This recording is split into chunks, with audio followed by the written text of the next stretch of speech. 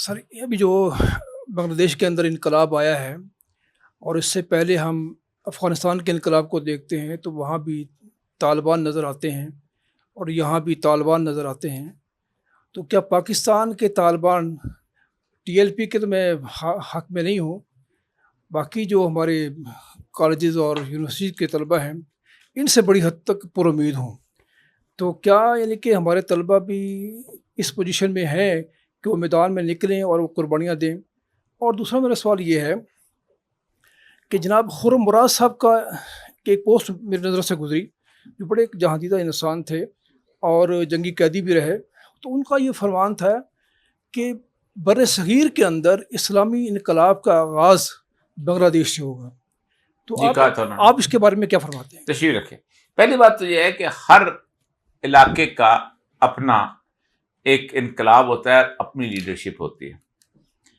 افغانستان کا جہاں تک تعلق ہے، افغانستان میں امریکی فوج داخل ہو گئی تھی، قابض ہو گئی تھی، اس کے مقابلے میں لڑنا ہی لڑنا تھا.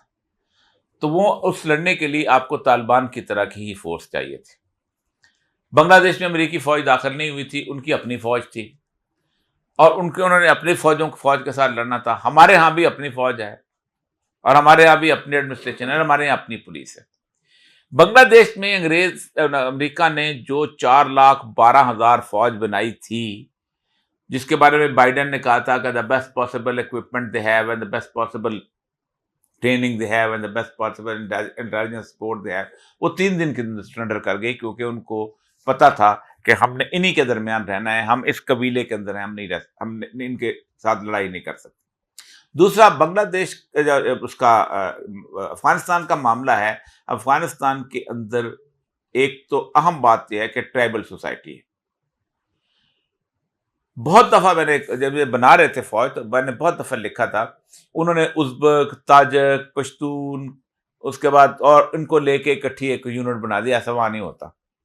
وہاں ازبکوں کی علیحدہ یونٹ ہوتی ہے، تاجکوں کی علیحدہ یونٹ ہوتی ہے، درانیوں کی علیحدہ یونٹ ہوتی ہے، کاکڑوں کی علیحدہ ہوتی ہے. سوسائٹی ہے، ٹرائبل سوسائٹی. جیسے عراق کی فوج ہے، عراق کے اندر بھی یہی صورتحال ہے کہ عراق کے اندر بھی انہوں نے ایک ٹرائبل صورتحال جو ہے اس کو رکھا ہوا. دوسری چیز جو ہے کہ بنگلہ دیش کے اندر 2 اہم چیزیں ہیں کہ جو ہمارے ہاں نہیں ہیں. بنگلہ دیش کے اندر شیعہ، سنی، وہابی، بریلوی، دیوبندی نہیں ہے. وہ ہم سے پوچھتے ہوتے تھے اچھا یہ دیوبندی بھی ہوتے ہیں، یہ کون ہے؟ اتنے سے ہیں، تھوڑے تھوڑے سے ہر جگہ ہوتے ہیں، لیکن اوورآل وہ اپنے آپ کو ایک مسلمان ہی سمجھتے ہیں اور مسلمان ہی ہیں. ان کے یہاں پوچھو کیا مسلمان ہیں. تیسری جو چیز مختلف ہے ان سے اور ہم سے، اور وہ یہ ہے کہ بنگلہ دیش کے اندر پہلے وہ ہم سے لڑے، پاکستانی اسٹیبلشمنٹ سے، اور پھر وہ سمجھتے تھے کہ ہمیں آزادی ملے گی تو ہم شاید خود اچھی طریقے سے چل پڑیں گے. لیکن شیخ مجیب ان کو ایک آزادی کی طرف لے جانے کی بجائے انڈیا کی غلامی کی طرف لے گیا. تو ان کو 3 سال کے اندر ہی اندازہ ہو گیا کہ ہم تو ایک غلامی کی قید سے نکل سے دوسری کے آگے ہیں. تو انہوں نے شیخ مجیب کو سے خاندان سمیت قتل کر دیا. پھر انہوں نے کم از کم 20-25 سال اینٹی مجیب حکومتیں دیکھی. حسین محمد ارشاد کی گورنمنٹ آ گئی، خنکر مشتاق کی گورنمنٹ آ گئی، اس کے بعد جنرل ضیاء، ان کا جنرل ضیاء تھا، جنرل ضیاء الرحمن، اس کی گورنمنٹ آ گئی. پھر وہ مارا گیا انڈیا کے اس سے. پھر خالدہ ضیاء کی گورنمنٹ آ گئی. انہوں نے دیکھا کہ یہ کوئی مسئلے تو ایسی صورتحال ہے کہ یہ چل رہے ہیں، لیکن وہ والی ترقی نہیں تھی جو ہو رہی تھی، کیونکہ انڈین انفلوئنس وہاں پر بہت زیادہ تھا. آخر میں انڈیا نے بیچ میں کود کے زبردستی حسینہ معین کی گورنمنٹ وہاں پر اسٹیبلش کی. آخری جو الیکشن ہوئے ہیں ان میں تمام پارٹیوں نے بائیکاٹ کیا تھا. غلام قابلہ جیتی، آپ کو پتا ہے. یہ لوگ سمجھتے ہیں نا فارم 47 سے گورنمنٹ جو ہے اسٹیبلش کر کے تم زندہ رہ سکتے ہیں. ان کو حسینہ واجد کا انجام دیکھ لینا چاہیے کہ یہ والی صورتحال وہاں پر بھی پیدا ہوئی. ہمارے ہاں جب اگر اٹھے گی نا تو ہمارے ہاں اگر آپ پنجاب سنبھالیں گے تو آپ بلوچستان نہیں سنبھال سکیں گے، بلوچستان سنبھالیں گے تو کے پی کے نہیں سنبھال سکیں گے، کے پی کے سنبھالیں گے تو کراچی نہیں سنبھال سکیں گے. ہمارے ہاں تو آپ نے وہ گند ڈالا ہوا ہے آپ نے ایسی ایسی جگہوں پہ اپنی ٹانگیں پھنسائی ہوئی ہیں کہ آپ کو اندازہ ہی نہیں ہے کہ آپ کہاں کیا کریں گے. ایک سپاہی آپ بلوچستان سے وڈرا نہیں کر سکتے اگر یہاں پر انسرجنسی شروع ہو جائے خدا نہ خواستہ. ایک بندہ آپ کے پی اے میں مزید پوسٹ نہیں کر سکتے کسی سے نکال کے. میں گن دیتا ہوں, گنتی لگا کے بتاتا ہوں کہ کتنے لوگ آپ کے پاس موجود ہیں. مہینوں کہتا رہا کہ تمہارے پاس اتنے سپاہی نہیں ہیں کہ تم پولنگ اسٹیشن کے اوپر دھاندلی کر سکو. گن کے بتایا تھا کتنے کا, لیکن نہیں. میں نے وہی کہا نا کہ سب سے ال انفارمڈ بندہ وہ ہوتا ہے جو اوپر بیٹھا ہوتا ہے, کچھ نہیں پتا ہوتا, نہ کوئی اس کو بتاتے ہیں. دیکھیں خرم راز صاحب جمعیت میں تھے بڑے پرانے, ان کے بلکہ بہنوئی ہیں حسین صاحب, ان سے میری ملاقات ہوئی. ان کے ایک بیٹے جو ہیں یو ایم ٹی میں سہیب صاحب وہ تھے, پھر اب ان کے پوتے وہاں پر ہیں, بڑے کمال کے آدمی ہیں. اور یہ ہم پہلے بھی کہتے تھے کہ پاکستان کی تحریک بھی وہیں سے شروع ہوئی تھی.